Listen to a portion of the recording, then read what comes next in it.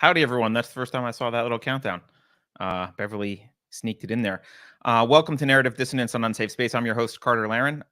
This is a new series on Unsafe Space where we convene a panel of journalists from outside the mainstream to challenge the cathedral narratives and administer our weekly red pill, which I think is kind of like vitamins.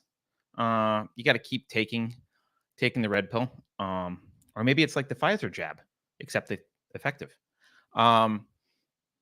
You can always watch us at unsafespace.com, which is where we embed the live stream. We're also streaming on YouTube, Odyssey, Rumble, and Utreon.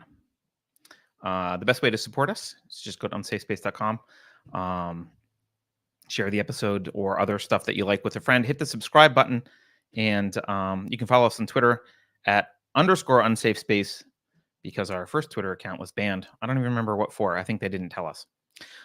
One last thing as a reminder, the next book club that we have coming up is April 24th. It's a long one. We're actually doing the abridged version. This is not the abridged version, but abridged version of Gulag Archipelago by Alexander Solzhenitsyn. So if you want to do that, you might want to start reading. All right, so let's bring on this week's panel. First, I'd like you to welcome Mia Cathell. She's the American news editor for the Post Millennial. You may recognize her from Tucker Carlson Tonight, Newsmax, and OANN. You can follow her on Twitter at Mia Cathell.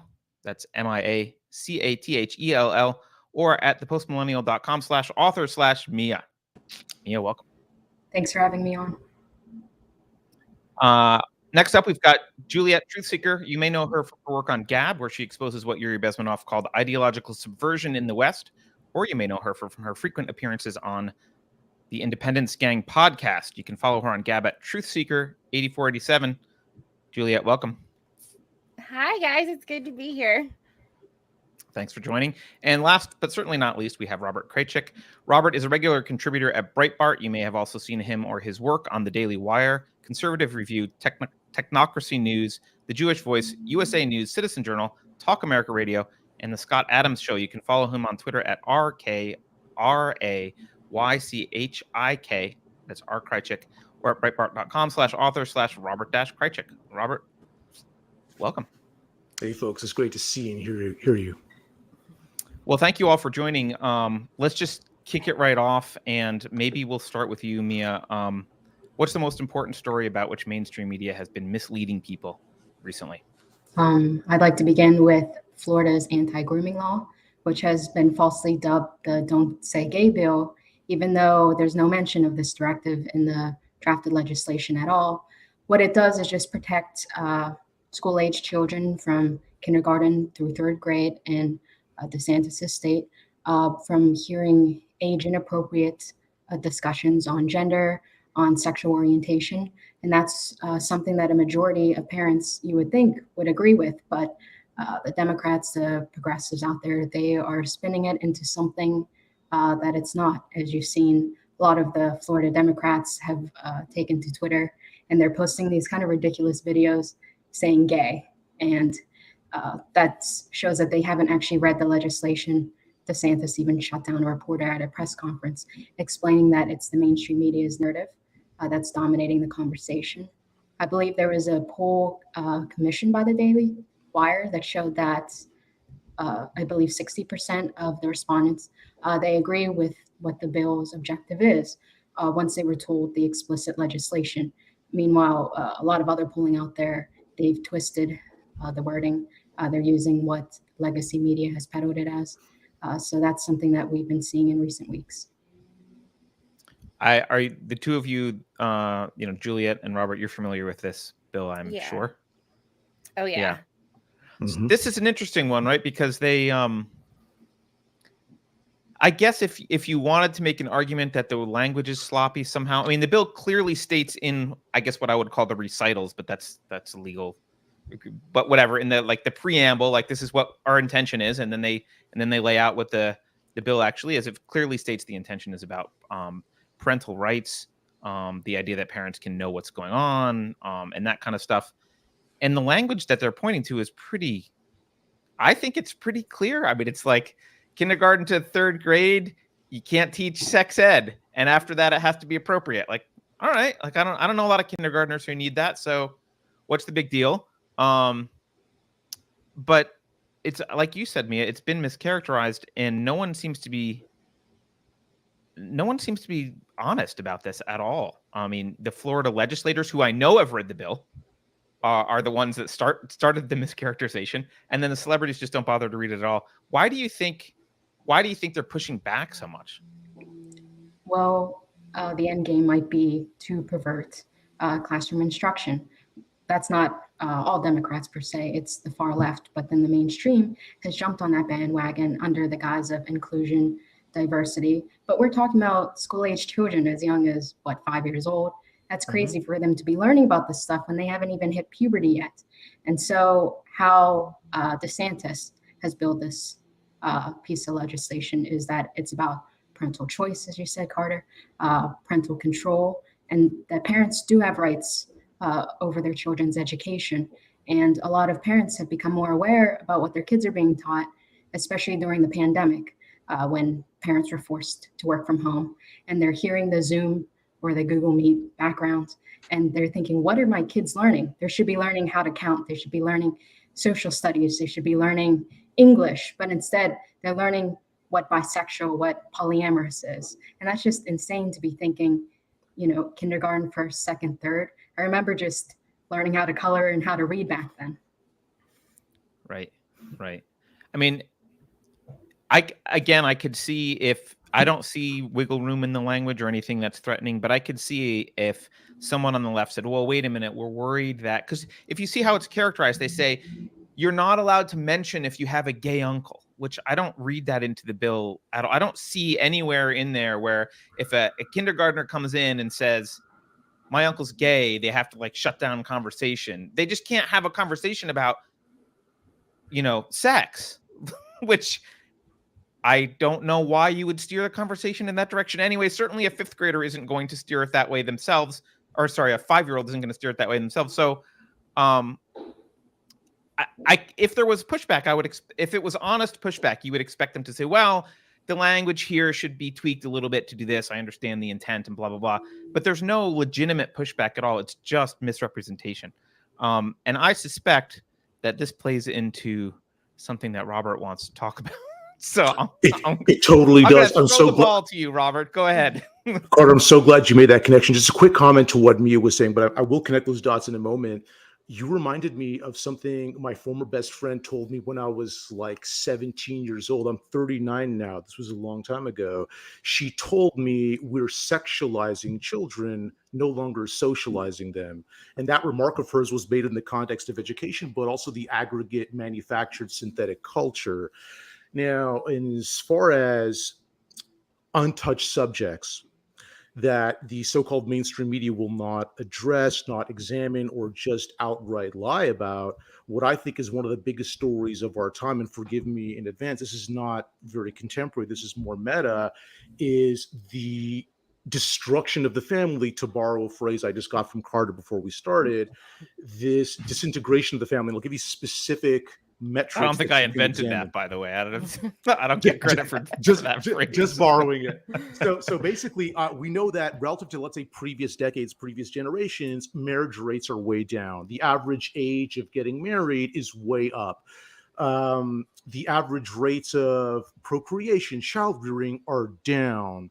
Divorce rates are up. So all of these things put together form a disintegration of family as the fundamental institution of society and civilization that all of our ancestors have known, and it's dramatically changing the way we experience this world. Now, why does that relate to what Mia was talking about? Well, obviously, there's a sexual dimension to family, right? The male-female dynamic, that interplay really is the core of the human condition. And as the left, ideologically, in my view, is committed to reframing, deconstructing, mischaracterizing essential human institutions as arbitrary and or oppressive constructs, they begin to plant these poisonous seeds into the minds of children about how men ought to relate to women and vice versa, how they ought to think about their own sexuality. So that's my view on the meta. On the micro, just a quick remark here, because I'm probably hogging way too much time. I do think that the biological research facilities, that's the term that Victoria Nuland used when questioned by Senator Marco Rubio about this conflict in Ukraine with Russia. There's been next to no meaningful investigation of that or follow-up questions of the State Department or the Biden administration more broadly regarding what that actually means and what was the root of her stated concern that these biological research facilities not fall into the hands of Russian forces. So that's something that's just sort of broadly ignored in my view. Are Mia and Juliet, are you familiar with the biological research facility stuff going on? Oh yeah. Did you get a chance to I tried to look at the documents that the Russian military put up, at least the screenshots of like, here's the presentation. But I haven't really done a deeper dive than that. My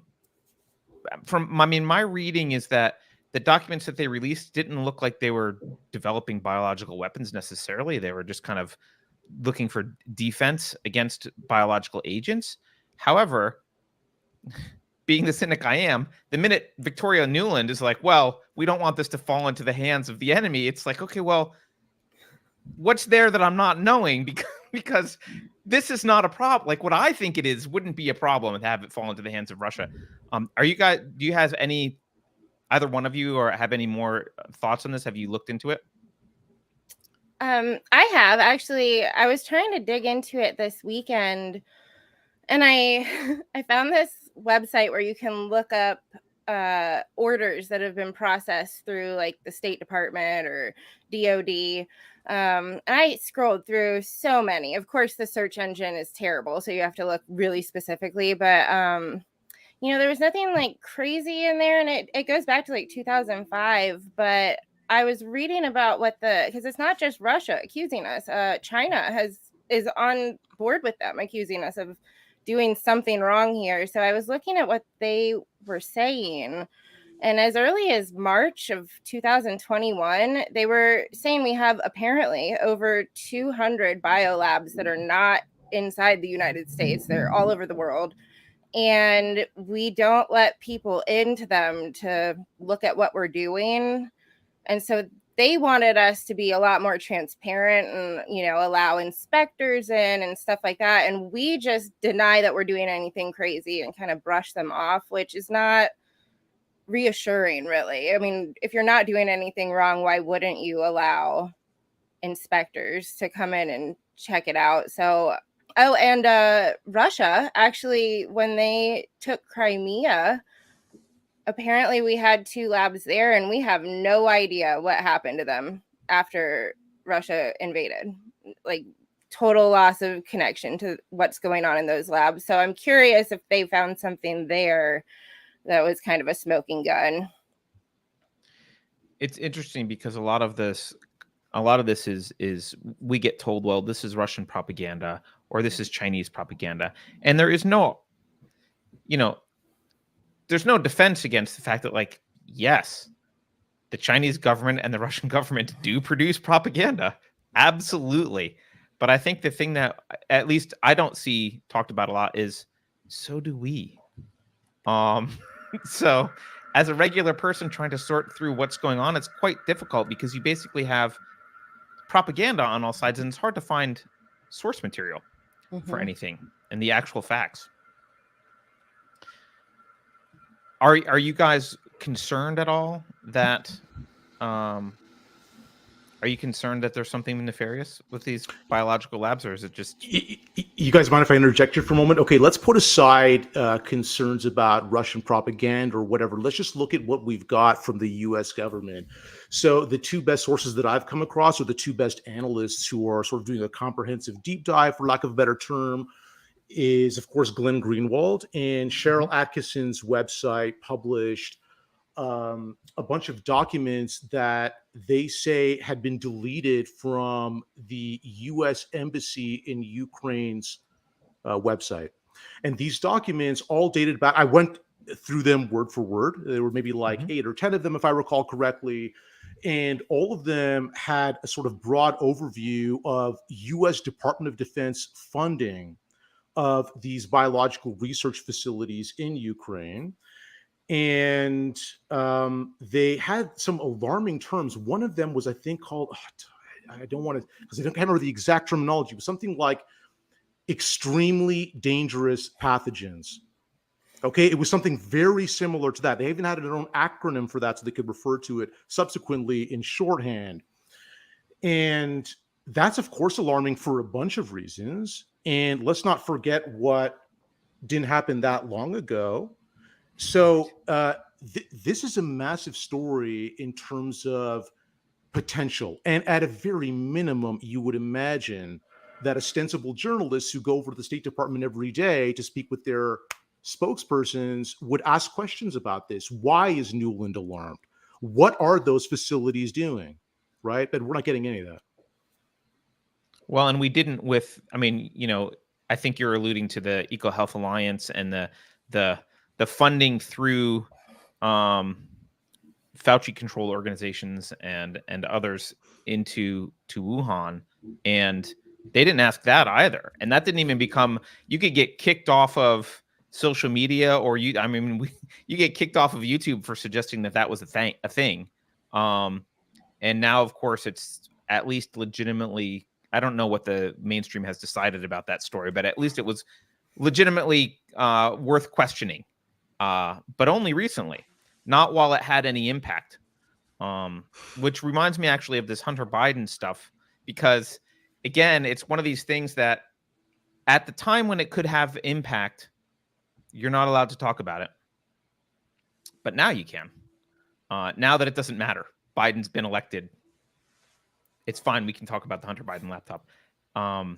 So yeah, it's very, very similar in my mind. Mia, you, I'm gonna circle back to, I want to circle back to what we started with, because I feel like we jumped on Ukraine, which is fine. We can get to Ukraine if you guys all want to talk about Ukraine, but we were kind of going down an interesting rabbit hole. Not only did you bring this Florida bill up to discuss, but you also wrote a really interesting piece recently exposing sex ed summer camp. Can you talk about that? And let's get back to this destruction of the family discussion a little bit, because I do think it's important. Yes, so this piece I wrote for the Post Millennial, I believe like a few weeks back, on this sex education summer camp that's in Indianapolis, Indiana. It's one of many that are popping up already in spring as we head into the summer. There was also, Chris Rufo exposed the Sexy Summer Camp.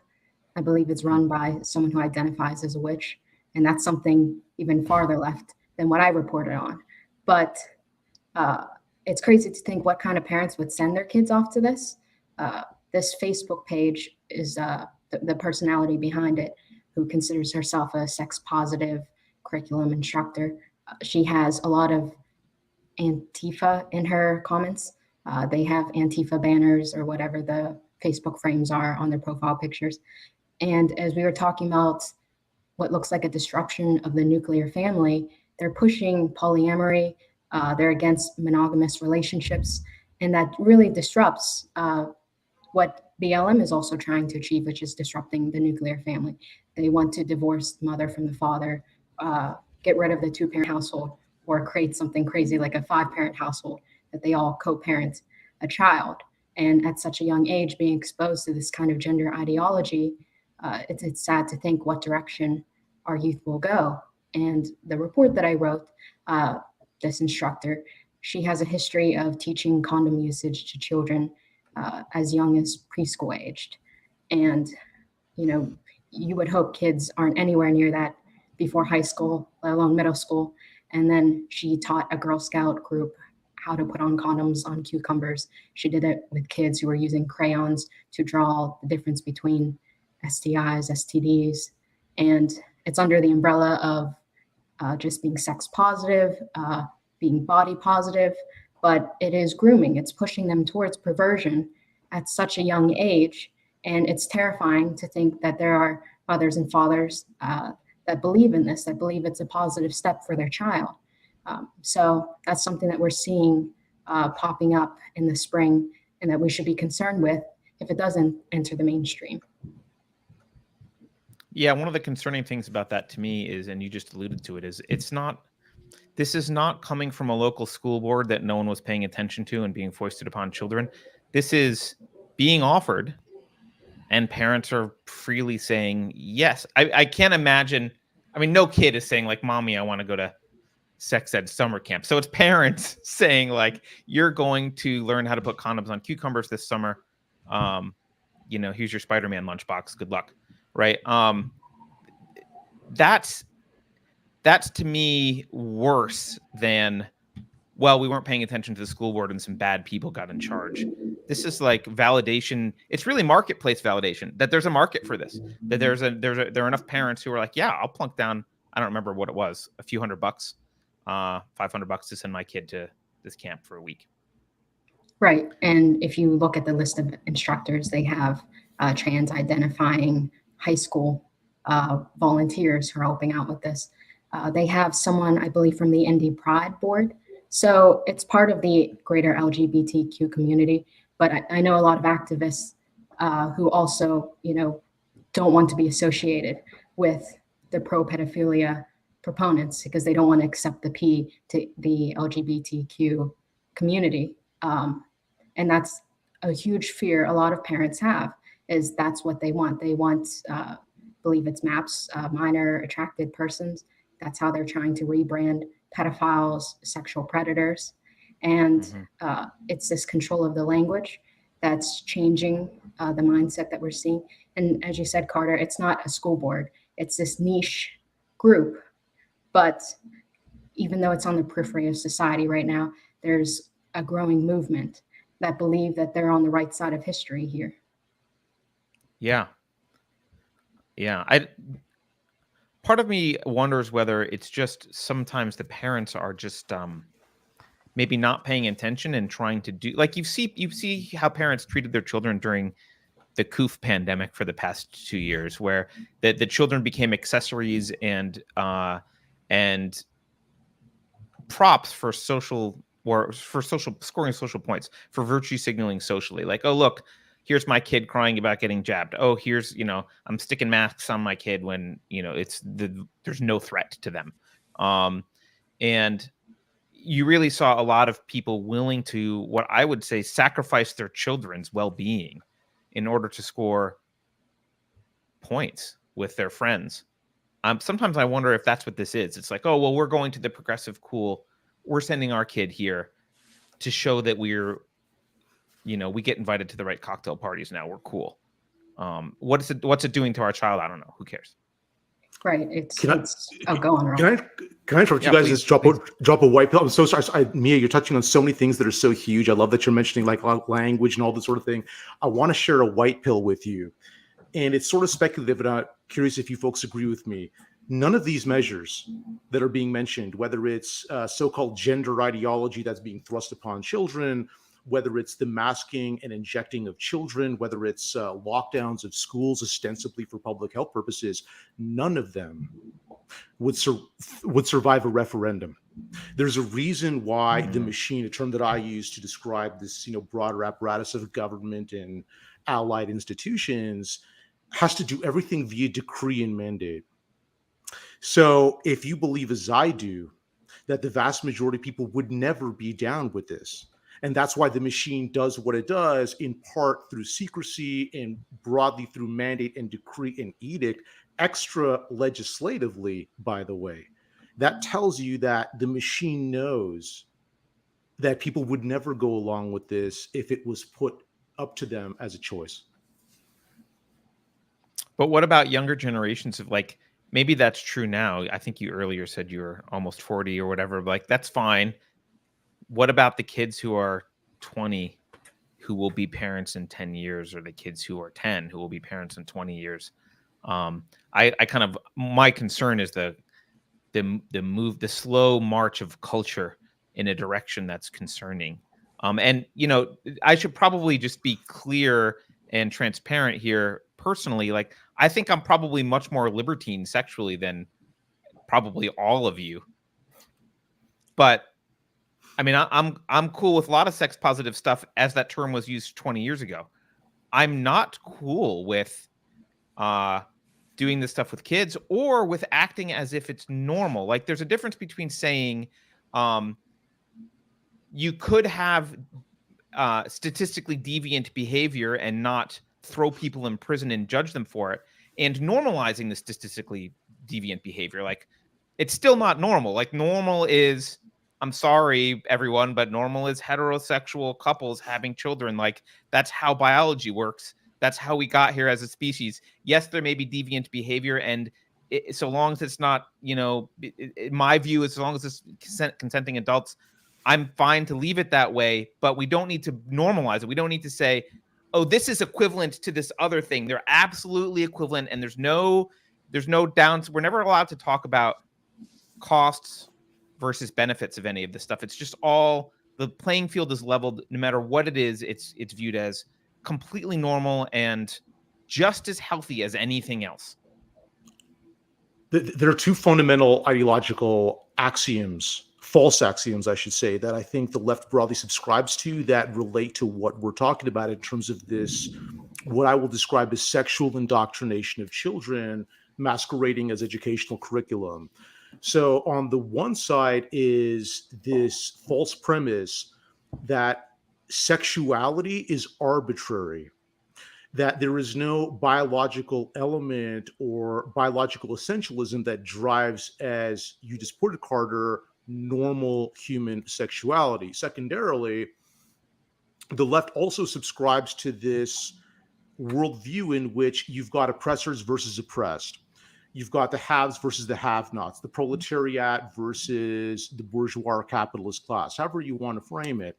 And of course, in the modern era, neo-Marxism reapplies that framework, not just in terms of classes, but in terms of races, ethnicities, between men and women, and also now between different sexual preferences or what they call sexual orientations.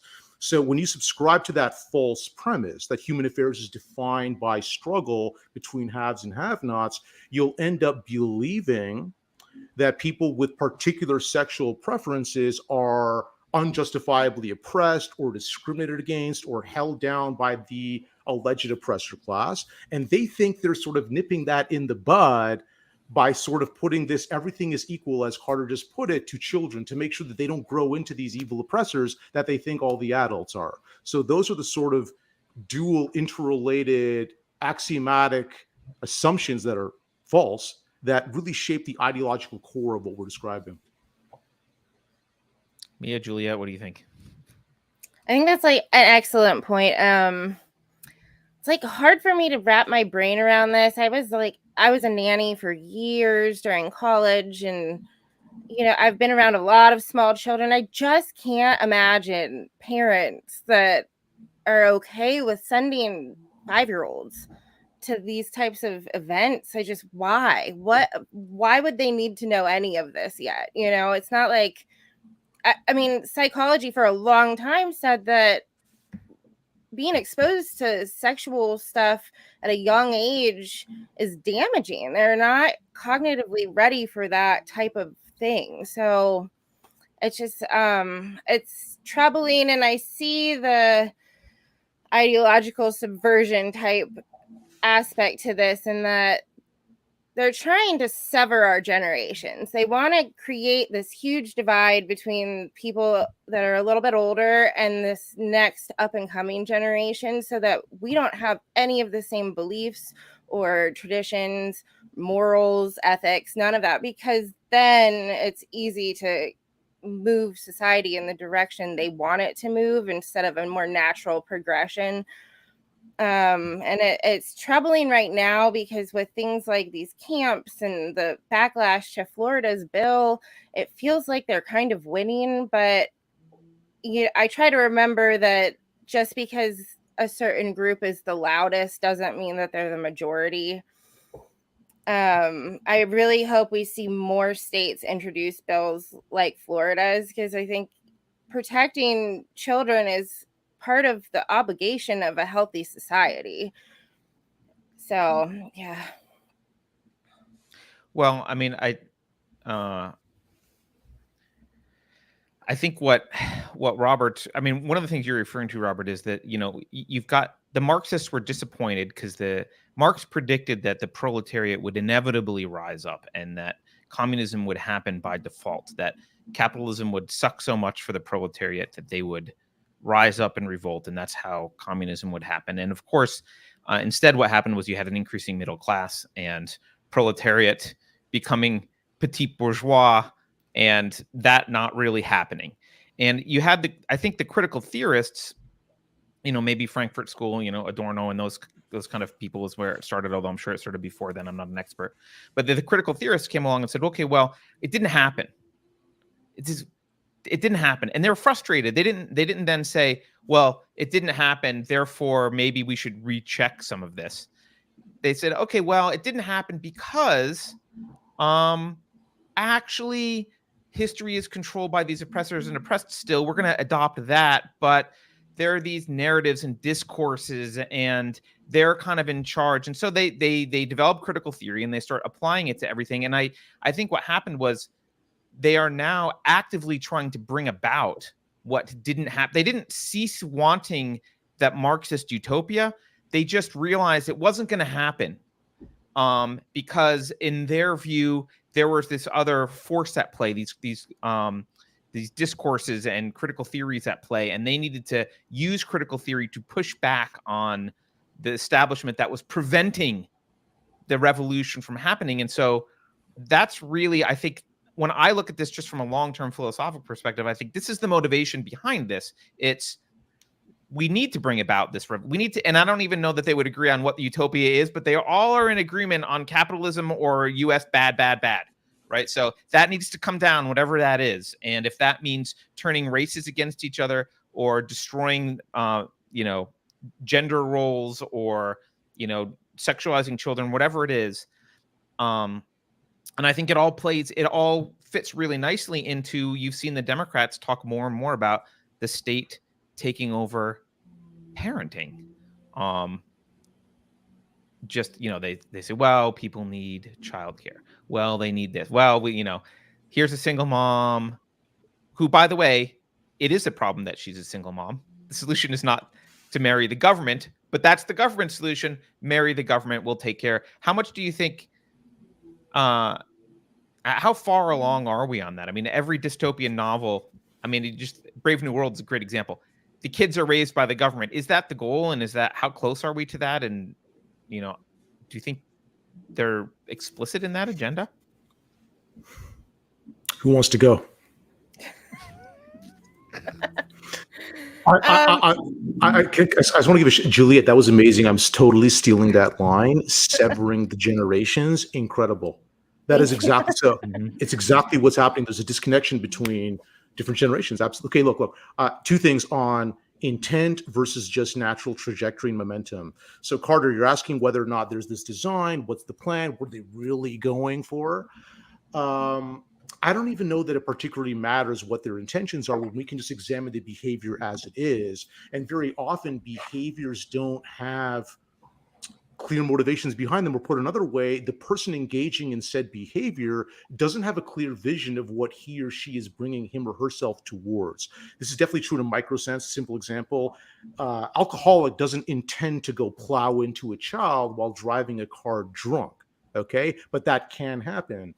So when we see this increasing government seizure of all of the spheres of human affairs, we can predict where things will head. It doesn't matter if Joe Biden's medical team wants this to happen. It doesn't matter if Mark Zuckerberg has this 3-point plan somewhere in his drawer. What matters is that what they're doing creates momentum and trajectory, and you can forecast where things are going. And we degrade ourselves as people if we offload our responsibilities to others. That's what becoming a spoiled child is. And the government sort of does that too. If you offload your duties, let's say, as Juliet was mentioning earlier, protecting children, if you outsource that to more distant government, it's going to fail. If you outsource your parenting, as Carter was saying, let the government raise your children for you, what do you think is going to happen? They're going to become degraded, corrupted. They will not turn into good human beings. So we don't need to have a sort of manifesto found somewhere in one of these elites' drawers to sort of forecast where things are going. Now, the last question was, how far along are we? I don't know. But white pill, the future's not yet written. It's up to us to define it. Thank you, Kyle Reese. As Juliet was saying, the severing between generations, we are seeing a vilification of the older generations. There's the okay boomer meme, and that's something, you know, we say as a slight joke, but it's a jab at the greatest generation, a jab at the older Americans who have built the industry, and what it's caused is this generational gap and this disconnect. And that's why the government is targeting the youth who are easily impressionable. You saw the TikTok influencers were debriefed on the conflict in Ukraine, and that's something general public would laugh about, because what do they know? But they're targeting this age that will believe anything that comes in front of their TV screen or that pops up as a notification on their app. And that's something that they see as an easy entrance point. Now, with gender indoctrination, they kind of capitalized, as Robert was saying, the oppressor versus victim mentality. Teenagers are so angsty at that age. They, of course, want to rise up. They want to rebel against big government, but then they simp for big government and big pharma and big tech. And they only have these kind of surface level declarations about society at that point. And then with children at elementary school age, they, of course, are far more impressionable, because they'll believe they're a plane one day because they enjoyed jumping on the jungle gym, or they believe that they're a dog the other day because they saw it on TV, and they take it from this kind of fantasy standpoint to these real world connections. Oh, you feel feminine because you liked your sister's dress. Well, you should be wearing your sister's dress, and one day you will become your sister's sister. And that's a dangerous and slippery slope that we've gone down, that they take something like a child's imagination, and we're seeing it manifest in the real world. Yeah, it's absolutely predatory. When you think, you put it that way, Mia, like they are exploiting the imagination of children. I mean, I remember when I was 5, I think I jumped off of a dresser and busted my lip because I thought I was Superman. Like, you know, I guess today my parents would be like, "You are Superman. If that's how you identify, you know, do it again until you die." I guess there's the, but so let me play devil's advocate. Maybe you guys can argue with me if you disagree. So I get the vilification of boomers, the okay boomer meme, and like that is said derisively. But let's just look back at what boomers have done. Boomers have created the like trillions and trillions of dollars of debt. They created and benefited off of an entire social security system that has been used to tax young people. Which by the way is not self-sustainable, to tax young people so that they can have a nice retirement. They have printed money like there's no tomorrow, deflating the dollar, and they've been in charge. So there are valid criticisms, I think. I mean, and you know, I'm not a boomer. I'm close. I mean, I'm Gen X. I'm not a boomer. But they had the reins for a while, and we can have this sunny disposition about the rhetoric from the Reagan era, but the actuality is actually that what they did was actually much different. They borrowed a lot of money. They created a lot of government programs prior to Reagan and after. They took us off the gold standard. They've done a hell of a lot of damage. What say you? I would say there is a lot of damage, but what progressives are doing in modern age is using them as a scapegoat for all of America's issues. They're using it to push climate change, saying, oh, our older generations have left this world behind for us. They've used them for the economy, for everything, to blame it on them. And meanwhile, they have done a lot for us. And we've seen a shift in how education is prioritized. Like my grandfather was a laborer. A lot of them were more focused on this blue collar work. And now at our age, you will see a lot of millennials, Gen Z, who will scoff at the idea of manual labor, that we prioritize secondary education, we prioritize the Ivy Leagues, and it's just so beyond glorified. And then kind of laugh at what a lot of our grandparents have accomplished for what they were given for their age bracket, for their class bracket. It was just such a different time back then. They didn't have the opportunities for higher education, but it's led a lot of people to wonder, what are we accomplishing when we built this ivory tower? We have people, we joke, majoring in basket weaving, but they're doing these kind of useless majors. And then they become social media influencers. And you wonder, how is that actually cultivating society? We've seen the boomers, who were the ones who built the skyscrapers. And I was raised in Pittsburgh, so there was a huge emphasis on the Gilded Age and what industrialization has done for the better of America. Pittsburgh's an interesting one because you had the steel industry. That's totally destroyed by corrupt Democrats. But okay, so your argument is that while boomers have done some bad things, they're being vilified for the wrong things, and they're just being used as scapegoats. That's fair. That's fair. Does anyone else want to defend boomers, by the way? I don't want to defend them, but just a quick interjection, very, very quick. We have to ask ourselves what we're accomplishing if we deride an entire group of people. So I wouldn't be in this business if I didn't believe in the power of persuasion. I follow what Ernest Hemingway said: the truth has a certain ring to it. If you provide people with accurate information, they're just going to know it when they hear it. So to that end, I don't know that deriding a generation, even if we're being accurate in our criticisms, as you put it, Carter, like there is this, that, and the other, we can have this huge listicle of errors of their generation. I don't find it persuasive, and we need them on our side. We need to grow our tent as big as possible and show people the way. Yeah, I mean, it's definitely one thing I don't like about it, even though I probably have said "okay, boomer" sometimes, but to people in like specific individuals. One thing I don't like about it is it is anti-individualistic, and I certainly don't want to be blamed when I'm 80. I don't want to be blamed for the shit that people my age did, because God, we're fucking up left and right. Excuse my language, but geez, we are, we're making a mess of things. So, and I didn't do it.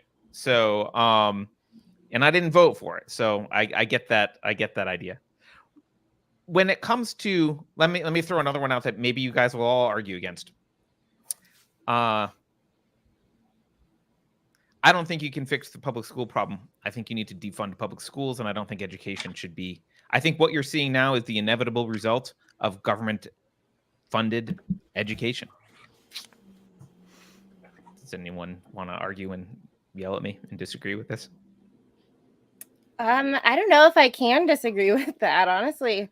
The quality of education in this country has just been on a steep decline, and it got way worse after Common Core, which was mostly funded by Bill Gates, by the way. And now they're focused way more on emotional and social stuff and not academics. They're not teaching basic life skills anymore. Even when I was in high school, we didn't have like home ec or shop or any of those classes where you learn actual physical things you need to know in life. And my education was not fantastic in the public school system at all. I agree. There's something rotten in just the entire education system that I feel like you're right. The only way to fix it is just dismantle the whole thing and start over. I find that interesting, what you said, Juliet, about, No. that they're erasing home ec classes, those kind of practical workshops that my parents did, my grandparents did, and now they're saying, oh, that's teaching women to be comfortable at home, and they keep pushing mothers outside of their spheres. And I'm not against women having greater freedom to choose their profession, but it's also, we're seeing an abandonment of motherhood, a vilification of motherhood, that mothers no longer want to be mothers, and that's where the government comes in and want to parent your kids. So it created that kind of power vacuum, and it keeps going back to education. We should have wood shop. We should have home ec. I believe there used to be like tax preparation classes, things like that, how you learn to balance your finances. And all these practical life skills are being thrown out the window in exchange for critical race theory, rewriting history, and gender indoctrination. Yeah. I mean, my fundamental problem with public education is that you're not the customer, right? You have to keep in mind when, like, if you're not paying, you're not the customer. And so when an educator, where they get their budget from is some bureaucratic agency or legislature sometimes that will decide on budgets. So really, you don't really have control. And my concern about public school at this point is, and I'm not saying this to be hyperbolic, I think sending your kid outside in the backyard and doing absolutely nothing for 12 years probably will be better than sending them to public education. They won't learn a bunch of stuff. They're not going to learn math, but they might learn how to build tree houses or do whatever. And like, they're certainly not going to be indoctrinated because they're just going to be outside in the backyard. And that's a pretty pathetic state of education. I mean, maybe I'm being hyperbolic, but I don't think so. Yeah, oh, sorry, quick remark. I do think that parents should try to rescue their children from most public education systems. Maybe I'm being dramatic, maybe I'm being hyperbolic, but I'm with you basically on that. I think the so-called public education system is designed to destroy your child's mind, and that's only getting worse every second. Just to get down to first principles, I'll give a slightly different angle, Carter, to your statement that you're not the customer when it comes to purchasing of education. Perhaps you folks agree with me that competition is an essential ingredient in the recipe of excellence. And what you end up doing when you have a government monopoly on something, or any sort of monopoly, I suppose, is the elimination of competitive forces. So we need to have schools compete with one another in one shape or form in order to hold them accountable to some degree. If schools can just expect to get their bailout every month or year from the taxpayer, there's no incentive for them to do well. This is like spoiling your child. You bail your kid out, no matter what he or she does, the consequence. And we've even gone in the other direction. Schools that underperform, schools that have a lot of crime or drug abuse or poor academic grades or poor levels of post-secondary matriculation, they say we need more money, right? So we're literally subsidizing failure and depravity. So again, bottom line, we need competition of one degree or another. You could do that within the framework of government funding. You could not guarantee money every year or semester, but we need competition to create excellence. So did we? I know. I kind of started following the format of the show, and then we kind of diverged a little bit. And I want to make sure we get everyone a chance to answer. So I started by asking Mia what the most important mainstream media deception has been, and that went down a rabbit hole. I think, Robert, you kind of answered that question also. I don't know if Juliet got a chance to really answer that question. So let's rewind, go back to that point, and Juliet, we'll throw it to you. Okay, segue. I was, that question kind of stumped me all weekend. I was really like, where do you start? Like, all of it is deception. All of it's kind of important on a certain level. So I went with the one that's been the most irritating to me lately as far as narratives go, and it's that Putin has lost his mind. Like, he's actually gone crazy, and that's why this is happening. So I started looking into it.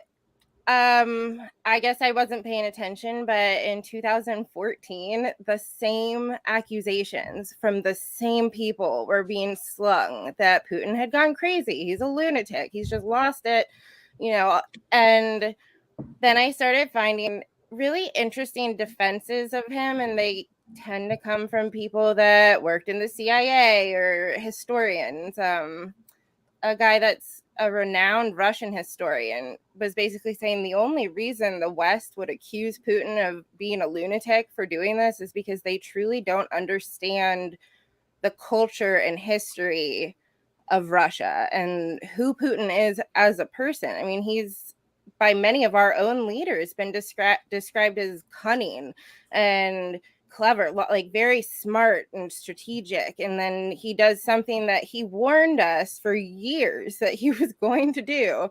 He finally does it, and everybody suddenly claims he's crazy, because I think there's something comforting to just the general population. If somebody does something we view as scary or evil, if they're crazy, then that's okay. Like, you know, that makes sense. That's why they're doing this. But if they have valid reasons, if there's historical context and this is fitting a historical pattern of how you annex land that you want, that's scarier, because if he's clever and strategic, you can't just dismiss this as, you know, an evil guy. This is something that a lot of people were just not aware of. I still say, if you asked people a month ago to point Ukraine out on a blank map of Europe, they couldn't have done it. No. So, you know, we're ignorant to the situation completely. Our media doesn't really cover, like, when Russia has these speeches and their commanders and Putin warn people that this is coming. We don't really cover it. So it's just been very irritating to me, because it's simplifying it in a totally illegitimate way that doesn't help anyone understand what's going on or the kind of severity of the situation we're in right now. So that was my that's my big story of the week. Yeah. I think one thing that calling Putin crazy does is it undercuts any motivation to comprehend what's actually going on. Because if I come in and I am doing, let's say, you invite me over to a party and I come over and I start acting crazy or doing things that seem like they're weird. If you ask yourself, well, why is he doing that? You might discover, oh, like there's a bee stuck in his shirt, and that's why he's like, he needs, like, there's a reason. There's some reason that he's behaving in this way. But if you just say, oh, he's crazy, you're never gonna understand what the motivations are, and you're never gonna be able to deal with it. I don't think that our leaders actually think he's crazy, because if they did, they wouldn't be so brazen about going to war with him, because he does have the largest nuclear arsenal in the world. And if you thought he was clinically insane, you probably would not provoke war with someone who was clinically insane. That would be also insane. So I think it's used as a technique to get all of us to not pay attention to any counter narrative. What do you guys think? Totally agree with that. Yes, just quick remark here.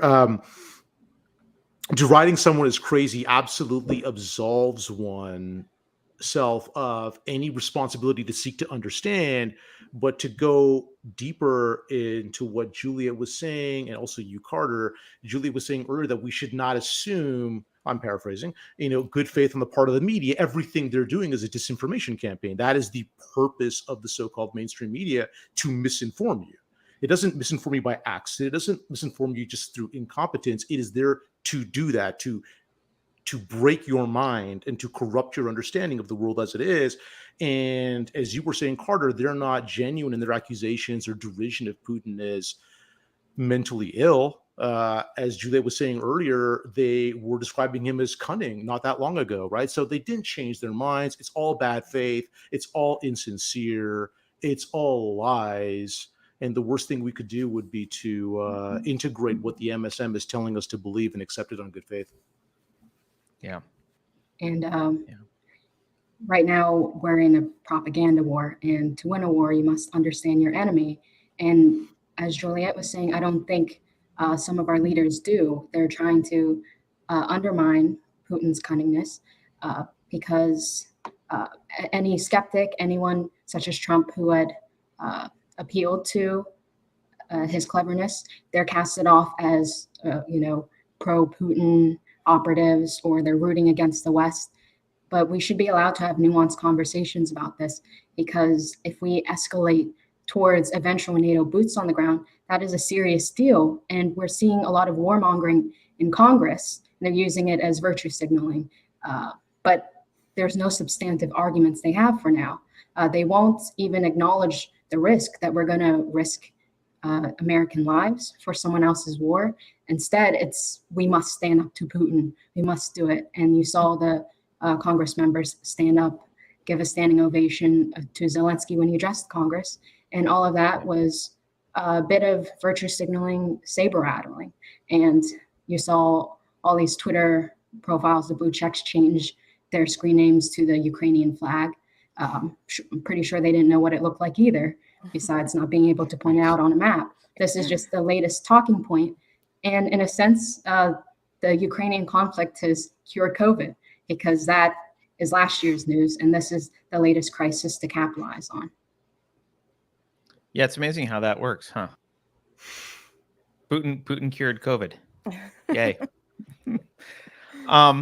Yeah, the Ukrainian thing is an interesting one, because I think, as you were just saying, Mia, like there's no nuance. So anything, if you push back on any of the narrative, you're a Putin propagandist, and you're a Russian troll or whatever. You're the one spreading disinformation. But simultaneously, it's very obvious that they want to keep the public in the dark. I mean, if you look at YouTube, deleted Oliver Stone's Ukraine on Fire documentary. I think other people have since uploaded it, but they deleted the documentary from YouTube. Now, this was made post 2014, so post the Maidan revolution, which we can put in quote. I mean, there's so much there, right? It was made post 2014, but prior to this whole thing, Oliver Stone is not known for being a right-wing personality. So, you can't be like, this is just Trump propaganda. It's a fascinating video, but they don't want us to see it. That's pretty suspicious. And, I think you're not even really allowed to say, hey, there's bad people. Look, my heart goes out to the Ukrainian people, because I think they're in the middle they're caught between Western leaders and Putin having a battle with each other, and it's happening at the Ukrainian people's expense. You've also seen a lot of vilification of Russian citizens, which is scary to me. I think you've had first the mainstream was willing to unperson people who voted for Trump. They were the deplorables. They were the slack-jawed, ignorant, stupid Trump voters. We can we can ignore the dumb Trump voters. And then it was the unvaccinated, use that in quotes, but then it was the unvaccinated, people who didn't take the jabs. They're the stupid idiots causing grandma to die and blah, blah, blah, blah, blah. And now it's kind of literally the Russian people. Hey, they shouldn't have access to Apple products or Netflix or anything. We shouldn't even buy vodka that's Russian vodka. What do you guys make of this attack on, innocent Russian people? If Putin is a dictator, then the Russian people are absolutely innocent. Well, it's gross. I want to just make one side point here. This is kind of funny in a meta way, because the theme of this show is underreported stories, or stories that are ignored, or stories that are lied about by the so-called mainstream media. And what this Ukraine-Russia conflict affords the media, and also their allies or partners in government and related institutions, is this shiny object with which to escape any real responsibility or work or investigation of domestic issues that actually matter acutely, intimately to Americans. So, as Mia was mentioning at the beginning, with respect to so-called gender ideology and this sexual indoctrination of children, as I would describe it, we're not going to spend as much bandwidth on that if we're focusing on this, Ukraine-Russia conflict. This whole Ukraine-Russia conflict allows for the theft of time and energy and resources in terms of our minds, our attention spans, away from what's happening to us right in our own countries, what's being done to us by these abusive institutions, whether it's so-called big tech or our governments or the so-called mainstream media or the so-called educational establishment. So it's almost ironic how this conflict forms a foundation of the subtext of this show. Yeah, you're making me think of 1984. Like we've always been at war with East Asia or whatever. Like it's the war, it's the distraction. It's well, speaking of distractions, let's talk about Hunter Biden for just a moment, because I know none of you brought Hunter Biden up, but you kind of did when you brought up Ukraine. So we've got a guy who, just, for the audience who they don't know, in 2014, when Joe Biden was vice president of the United States, and Victoria Nuland worked for him, and that famous phone call where it's between Victoria Nuland and I forget the other guy's name, but someone from the embassy to the Ukrainian embassy, our embassy to the Ukraine, talking about getting rid of the government that Ukraine had at the time, talking about who they wanted, basically talking about who they wanted to be in charge. They wanted Yatsenyuk. Hey, guess who was afterwards? They wanted Yatsenyuk in charge. They talked about the positions that people should take. This was leaked probably by the Russians who had access to it somehow, but this was leaked.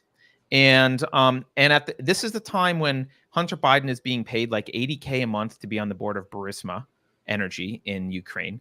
This is a time when you've got a lot of people with connections to Ukraine, and I'll just say both sides of the aisle, deep state connections to the Ukraine, people making money in the Ukraine. In Ukraine, through things like Burisma and that kind of stuff. And you get Hunter Biden's laptop. So let's back up. These people are the same people that are pushing the Trump-Russia conspiracy theories, which is interesting. And then you get the Hunter Biden laptop story coming out right before the 2020 election, and all the major media says, well, this is Russian disinformation.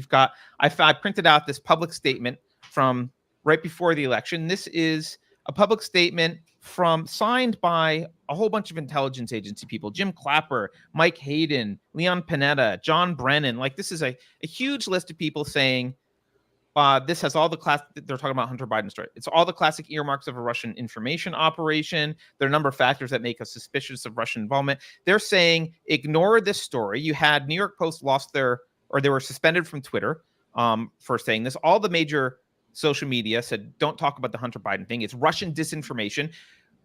That's what we were told. It's Russian disinformation. Here we are. And by the way, the media, I think it's called the Media Research Center, did a survey shortly after the election that had people known about the Hunter Biden story, it would have easily swayed the election in all the swing states. Joe Biden would have lost if not for the suppression of this news story. That's very clear. Very clear. And now here we are, a year and a half later, and the New York Times is saying, oh, well, actually, that Hunter Biden story is real. The laptop story was real. We can talk about it now. It kind of seems like all roads lead back to Ukraine in some way, that there's this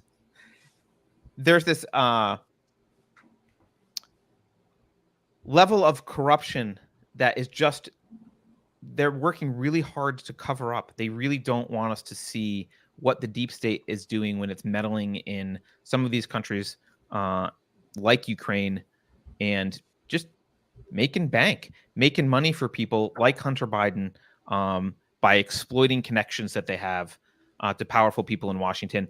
And I see this story, and all I think of is how involved was the U.S. in the 2014 revolution in Ukraine? How involved have we been in Ukrainian politics since then? And is this really just a bunch of elites in Washington pissed off at Putin for, taking some toys away from them, taking some opportunity to make money away from them?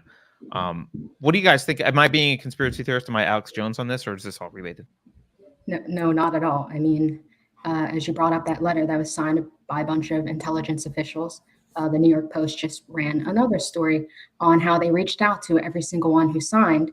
Most of them declined to comment, refused to apologize, and a few doubled down, including Clapper. And so they're still refusing to not just apologize to the New York Post, who broke the story. Meanwhile, all these other outlets, they cast it off as Russian disinformation. These people who denied the validity of the laptop in the first place, not only should they apologize to the New York Post, but they should apologize to the American people, to the American voters, because the objective has already been achieved. Biden's in office. But back then, it's crazy to think that these big tech platforms were successfully able to suppress a bombshell story on a presidential candidate, on the Democratic nominee. And Twitter and Facebook were both able to get away with it. New York Post Twitter account was locked out. And all these conservative influencers who tried to share this story, they were targeted too. So it was this campaign against the truth at the time. And now that it's coming out, which is the New York Times finally acknowledging the legitimacy of it, slowly we're seeing a lot of these TV personalities and pundits slowly crawl out of the woodwork to either admit, or there's like Brian Stelter, who still is in fantasy land over it and hoping that this all gets brushed under the rug. Robert, you've been white pilling us. Explain to me, white pill me on this idea that there's no legitimacy to elections anyway at this point, and like we have no control. You can't vote your way out of this. There's nothing you can do. You've got all the major big tech companies in cahoots with the DNC and or just the agenda of the deep state. Frankly, if it were Republicans, they'd be pushing the same thing. If it matched their agenda, that's fine, because they're all on board with Ukraine. How do we? Where's the white pill in all this? I got another amazing synchronicity for you. The white pill that I'll share with you relates to the theme of the show, which is, buried stories that are lied about.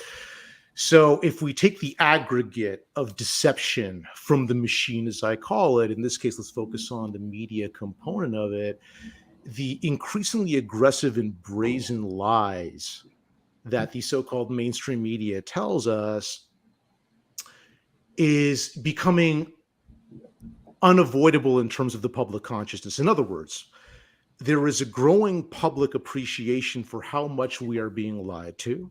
There is a growing public cynicism and skepticism over what they're being told by ostensible authorities, and public trust in all of these institutions that form what I call the machine is probably at an all-time low, at least in terms of the last 100 years. So that's a good thing. There is a potential there in growing public distrust. Now, here's more to the white pill.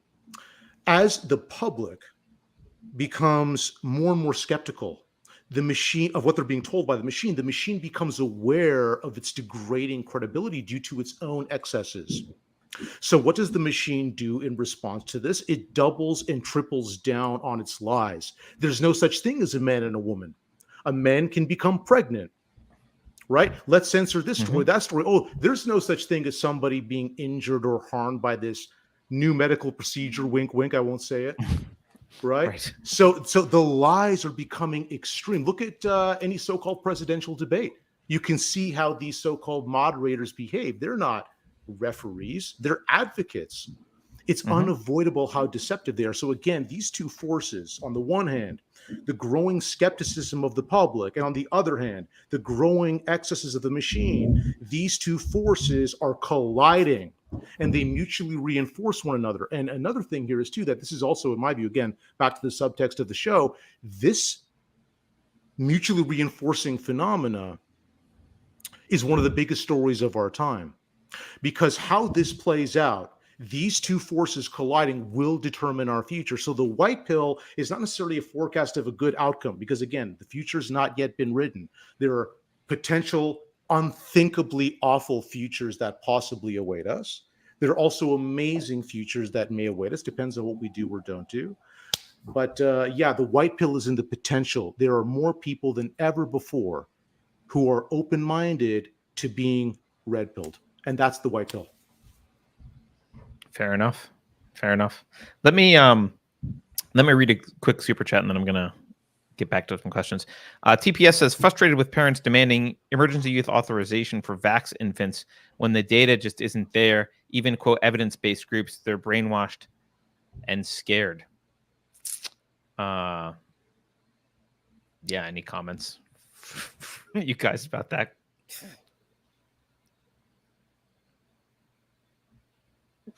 They are brainwashed and scared. Yeah. I don't see much other than agreeing. I don't know what else to say about that. Yes. Right. All right. So I asked you all what was the, and we may have already answered the second question for many of you, but we'll double check to make sure. I asked you all what was the most important story about which mainstream media had been misleading us recently. I'm now just going to ask, what should we be paying attention to? And I know we may have already covered, but just to make sure, what should we be paying attention to that's not being noticed? Is there anything that we haven't talked about that you want to say, this is what we should notice, this is what we should pay attention to? We talked a lot about gender, so I would like to pivot towards race, which is definitely a hot topic right now.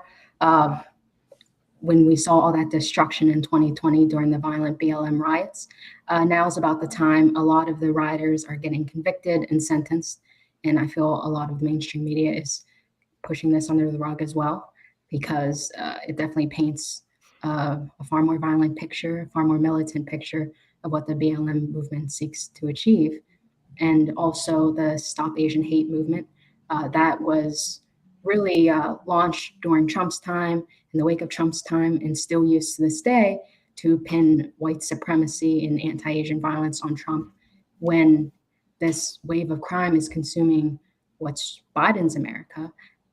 So I want to explore and see if Robert or Juliet have anything to say why we're still seeing this uptick in anti-Asian violence. I'll go first. I'll give a very brief, easy answer. I think that according to the leftist framework of oppressor versus oppressed, haves versus have-nots, Asians in America will be viewed as oppressive haves. So they are, according to left-wing ideology, unjustifiable beneficiaries of this privilege. So since Asians on average may have higher average earnings than, let's say, the average American, or even more narrowly, supposedly aggrieved and oppressed groups as defined along the lines of ethnicity or race or whatever, Asians are viewed as oppressors. So as you mentioned a moment ago, the real perpetrators of this violence are those among Biden's America. And in part, I think this is related to their own ideological subscription to viewing Asians as oppressors. And by the way, that also relates to prejudicial crimes targeting Jews. Jews are also going to be viewed as beneficiaries of unjustifiable privilege, and therefore it's okay to hurt them, according to this framework.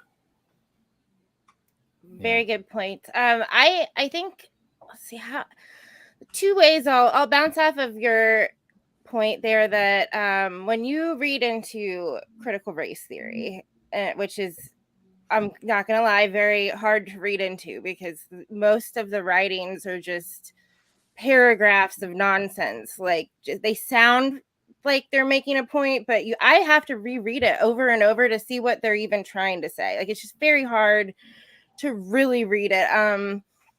Problem being that Asian Americans as a whole don't fit their narrative. They're actually the exact opposite of what they're claiming.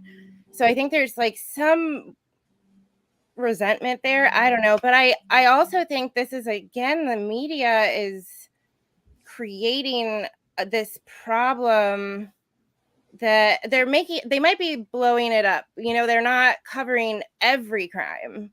They're covering the crimes that fit into that one subset, which makes it seem as a whole as a very large problem. But I think the rise in crime is thanks mostly to our government. Their failed policies in major cities, these light on crime bills that let violent criminals right back out onto the street, which then what is their reason not to continue to be violent and to get worse? So I think we're seeing the product of a lot of stress. I mean, the pandemic and the shutdowns created a lot of distress in our population.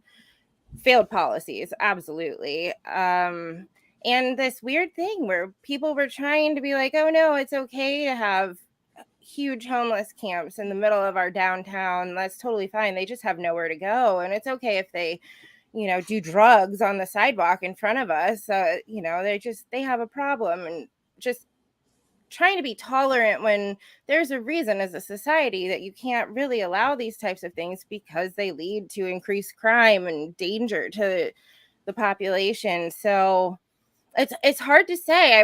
I haven't looked into the statistics versus other years, but I do feel like the media loves to run with a narrative and highlight anything that fits it.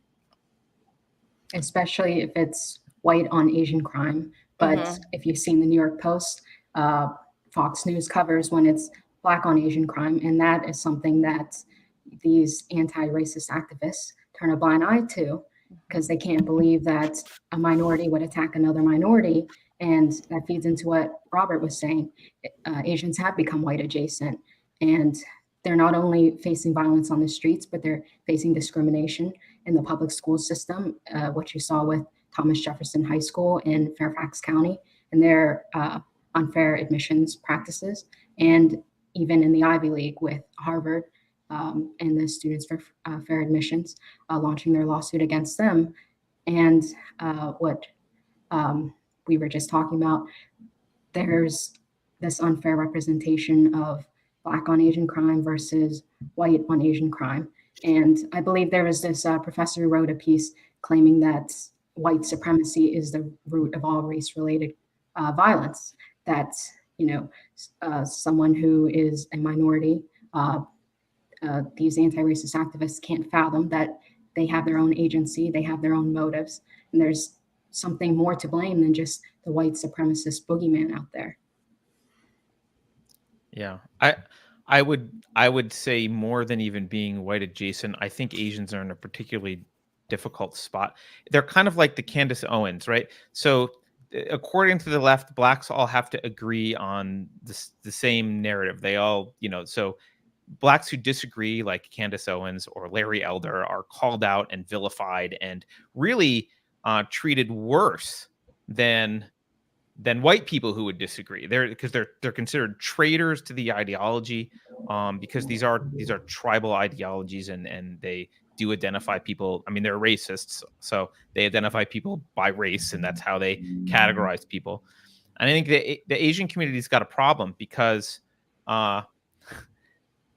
their very existence, their very success in the United States is a counter argument to the entire narrative of the left, right? Which is white supremacy, whites pushing whites, whites are racist, they're racist against everyone else. And then you say, well, hey, what about Asians who come over here also when they can come over poor and are succeeding more on average than white people by the metrics that they're using, right? So why is that? And I think they get viewed, frankly, I think Asians get viewed as a class, as this traitorous class. Like you're ruining the CRT narrative for us. That's not how it's supposed to go. And their answer to everything is that whiteness is the problem. So of course they're just going to say like, yes, well, it must be because you have white supremacy in your blood somehow, and you're adopting whiteness. But they do underreport the Black on Asian crime. They do focus on the white on Asian crime. My wife is Chinese and in the Chinese community here in the Bay Area, and like they have I would say a more unfiltered view because they're just passing around in their community like, here's another crime, here's another crime, here's another crime. And you're right, the ones that are not white on Asian crime, that's a minority of them, they don't get reported. They don't make the news. They don't get talked about. And I think, you've got the left is really trying to start a race war here, and they're really agitating American Blacks into blaming whites and Asians and everyone else for any of the ills that are in their society. Not that there isn't racism, of course there is, but it's not that straightforward. And you can see why 2 years of being locked up, destruction of the economy, frustrates a lot of people. And so you're going to see from all groups, you're going to see more bad behavior, I think, manifest. And that's just one of them. One of the examples. What else should we be paying attention to that we're not? Or have we beat a dead horse? Are we there? To build on this point that you're making about people being frustrated, harmed by what I call the COVID-19 enterprise, and Juliet was mentioning this also, is that we should not expect to see a thorough or accurate accounting of the harm caused by the COVID-19 enterprise's architects and advocates. So we could all sort of brainstorm what those metrics would look like. How many businesses were bankrupted due to being deemed non-essential by the powers that be? How many jobs were lost due to, oh, that guy sneezed, he can't come to work for a month? All of these ridiculous and abusive and immoral measures, decrees, edicts, mandates, lockdowns, shutdowns, whatever you want to call it, will there ever be an accounting of that? How about, I'll even give one more example. What about so-called non-essential medical services that are furloughed at different hospitals? Oh, we're going to have this massive wave of casualties with a specific virus, wink, wink. So we need to shut down all of these types of diagnostic tools because we're going to have this end of days type flow of casualties, right? So people don't get this or that diagnostic, don't get an MRI, don't get an ultrasound, and who knows, whatever illness that they might have had has either become worse, become terminal, whatever it is. So will we ever get an accounting of that? How many people were harmed or killed as a function of the COVID-19 enterprise? Don't expect that. So if we're going to pay attention, if we're going to issue a sort of recommendation to the audience, what to look for, talk to people you know in your circle, in your life, in your world, and get those stories, because CNN will never tell them to you. Yeah, that's a great point. And you're not, and those are indirect deaths, perhaps we could even say. I mean, there's even, without mentioning the name, let's say, for example, there were potential mitigation pharmaceuticals that were off patent that had very little downside to giving it a try. Maybe they had been tested for 40 years and in widespread use and had very little, something like that. Now, if taking that as prophylactically or early symptoms, if that actually would have helped, we have an entire cathedral of mainstream media and government organizations that were actively participating in killing people, where we're actively saying, don't do this, or making it difficult to even try and get them. I mean, it's one of the most unconscionable things to me is this idea that, like, well, that's not effective, so you're not allowed to try it. It's like, yeah, but what's the downside? It's like if I'm drinking a glass of water, I'm like, this might cure my AIDS or whatever. Like, will it? No, but there's really no downside to letting me, like, try it. Drink the glass of water. Water's fine. It's not going to hurt you. We were in that situation, and we had all of the mainstream media, all the government agencies, all the experts, many doctors saying, no, you can't try this thing. How many people died as a result of that? Carter, you're going to get banned by YouTube for sure. But yeah, I totally agree with you. I'm talking about the Zika virus and something unrelated to anything that happened recently. All right. Well, look, any final comments, anything else that you think we should be talking about as a group here that we're not? Okay, I've got one. Okay. All right. So I was looking into, there are these little things, like they pop up in an article as just like a reference to something else about crop planting this year, fertilizer exports, all this stuff. So I started looking, thinking that I could come with a little printout of a few statistics and know what I was talking about. I spent like 8 hours yesterday reading into this, reading into all of the countries that are starting to implement what they call trade protectionism, where you're not sure the supply is going to stay available. So then you stop exporting and you start hoarding what you have. It's a snowball. Like it starts with one or two that have a valid reason to do it, and then everybody else is like, well, why are they doing that? So then they start hoarding, and then all of a sudden this price of grain, for instance, skyrockets, because what I learned is that grain prices are much like oil. It's a global market, so the less there is on the market, the higher the prices go.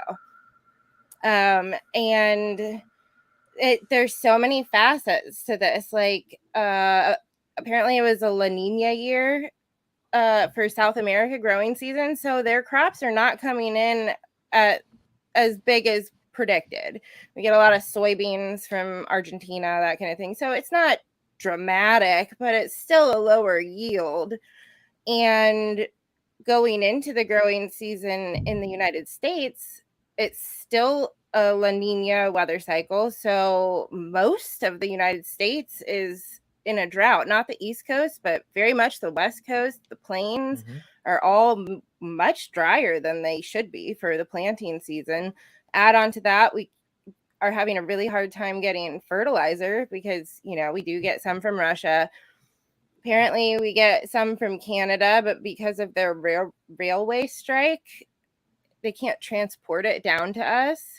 And there are a few experts. One of them was on Fox News, and his name is slipping my mind right now, but there are a few that are sounding a real alarm right now. They're like, if we don't have fertilizer in our hands all over the country, like now, the crops are not going to be big this year. And we're a huge exporter. I mean, we feed a lot of countries, and a lot of countries that rely on Russia and Ukraine aren't going to be able to rely on them because they've both banned exports of basic grains.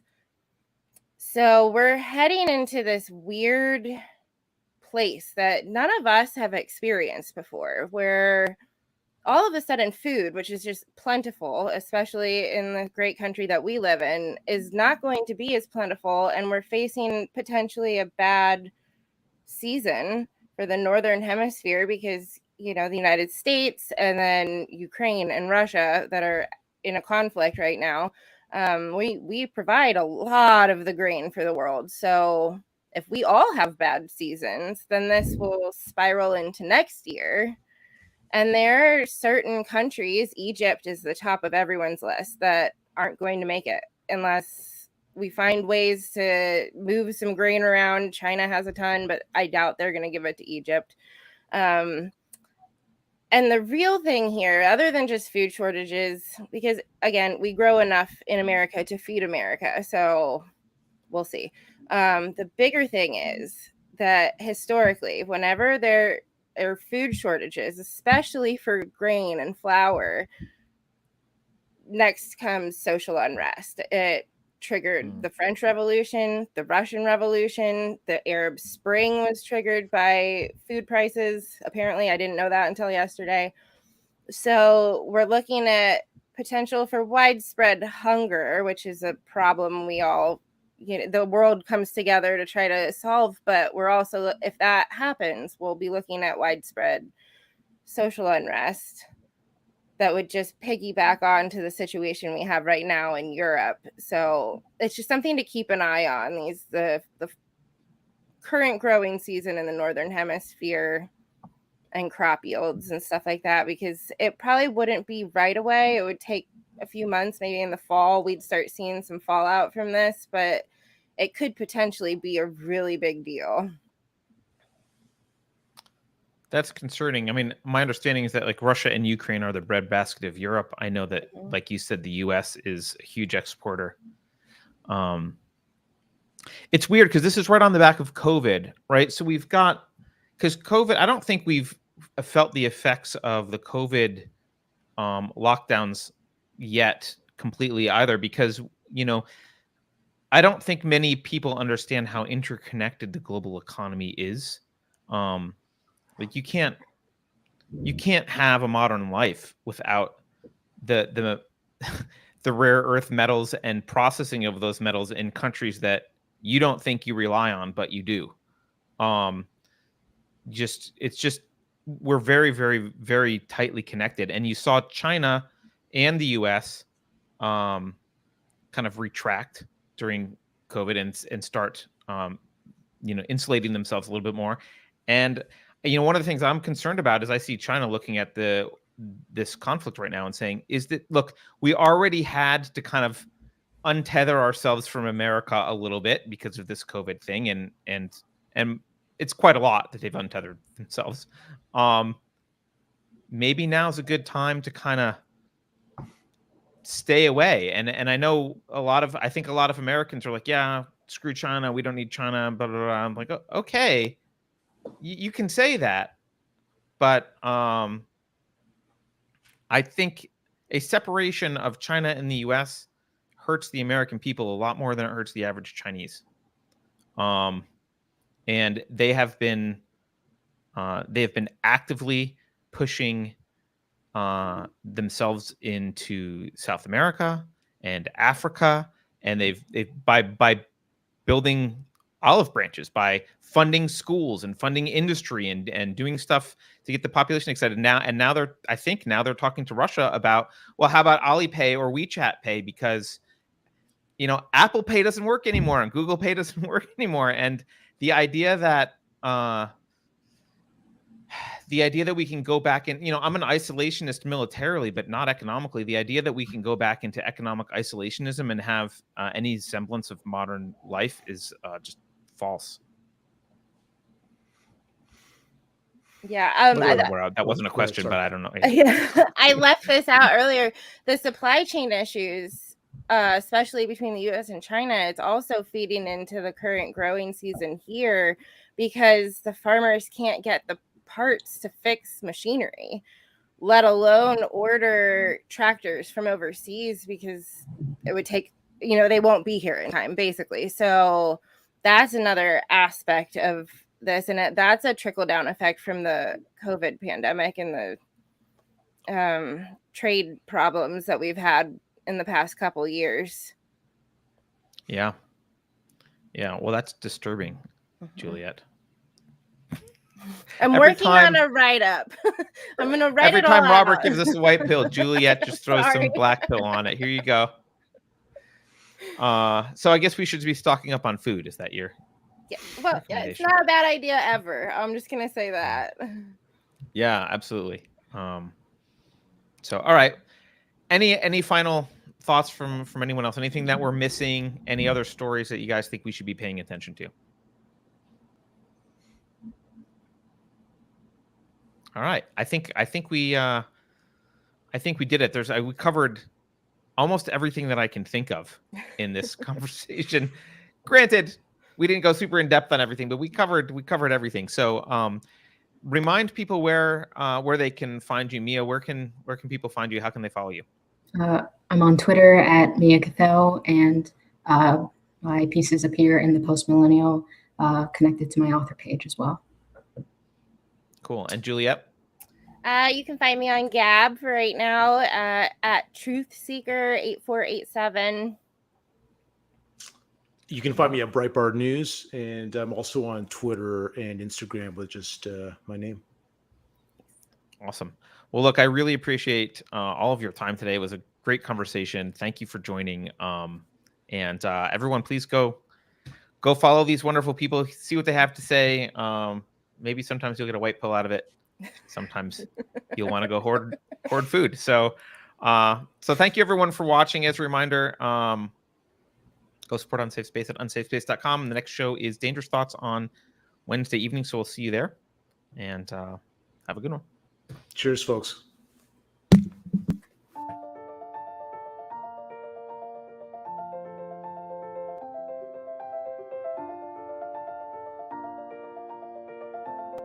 Thanks for sticking around until the end. If you're new to Unsafe Space, Check out our deep content library that includes discussions with everyone from James Lindsay to Brett Weinstein. And please consider helping to fund our work by visiting unsafespace.com/donate. You can find us on a variety of social media platforms, and you can find a community of like-minded individuals on our Unsafe Space Discord server, which is open to financial supporters at any level. We hope to see you there.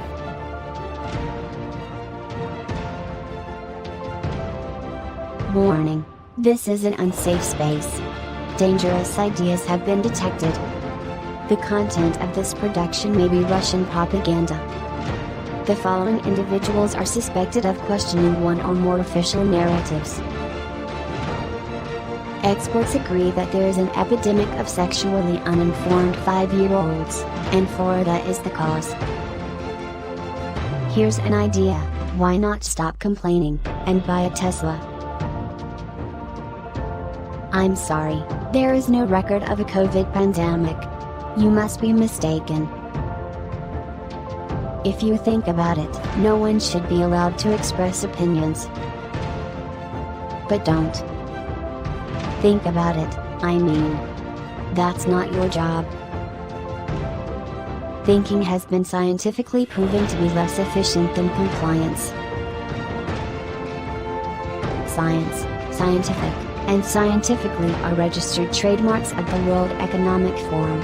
Unauthorized use is prohibited. Computer voice courtesy. Never mind, that last line is fake news. Please disregard it and return to your safe space immediately.